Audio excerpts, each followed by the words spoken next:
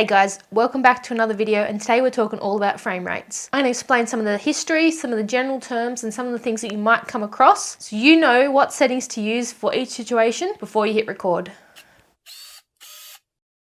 So now the first thing to understand about frame rates is that there are two different main systems that we use worldwide. There's a system called NTSC and there's a system called PAL. Now I'm from Australia, and for those of you guys watching this video who are also from Australia, we operate on the PAL system, which is the same as a lot of Europe. Places like America and Japan, they operate on a NTSC system. Here's a map.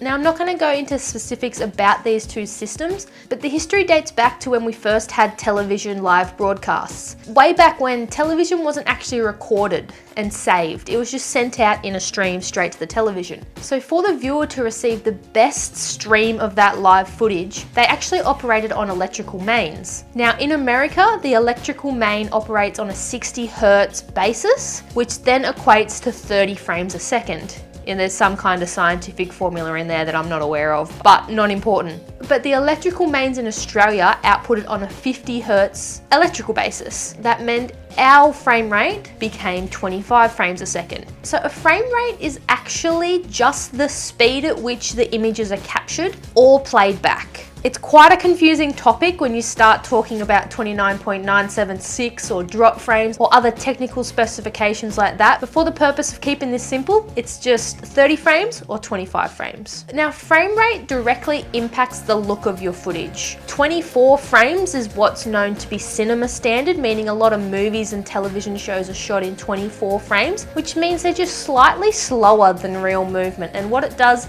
is it gives the footage a very cinematic look, or what we've come to know as what we consider cinematic. What I also want to drop in here is frame rates like 50 or 60 just capture double the amount of data and imagery per second per frame. It means you have a little bit more flexibility in post, but it also tends to make the image look a little bit too jittery or not as realistic as say a 25 or a 30 frame rate would. So a setting like shutter speed works directly with your frame rates. So when you combine your frame rate and your shutter speed, what you're able to control is how blurry or how sharp the image is. For example, what I'm shooting in right now is a 25 frames a second timeline. If I was to put this in a 25 frames a second editing timeline and then try to slow it down, it would start to drop frames and it would look like this.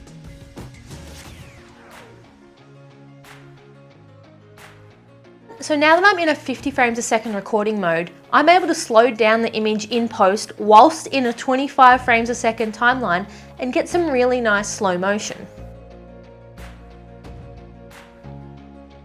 So hopefully you guys could see the difference in that footage, and now it might make a little bit more sense when you try and slow down your phone footage or camera footage that's been filmed in the wrong frame rate and it starts to look a little bit laggy. So another thing that I wanted to mention is some cameras these days offer slow motion shooting speeds. Now all this is just high frame rates. What you can then do is with your high frame rate footage, you can throw it in a timeline and then you have a percentage that you can slow it down by. Cameras like GoPros film up to 240 frames a second, which means you can almost slow that down to 10 times its realistic speed. Professional cameras even offer shooting speeds of 1,000 or 2,000 frames a second. This is how Hollywood gets the slow motion of the blowing up cars, or has some really cool action shots shot really slow and you can almost see the writer blinking. That's how slow the footage is. It looks really cool, but remember, the more frames your camera is capturing per second, the more data that's being collected, i.e. the bigger the file size. The main purpose of today's video was to explain a little bit behind how frame rate works. So when you open your camera screen and you just see all these numbers and you're like, what the heck? Or you open your GoPro and it's set to an NTSC setting, not a PAL setting, or vice versa,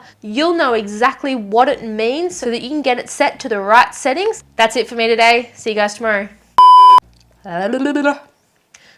So frame rates, gosh damn it, god golly, I don't know what I'm saying, haha, hee hee. Just ate potato gems and I've got potato stuck in my teeth. Diet of champions over here. Anyone notice the new desk thing that I got in the background? The lamp's over there, but it changed between today's and yesterday's video. I like this thing, it turned up and I built it this morning. I'm like a flat pack queen these days. My entire apartment is made out of flat pack furniture.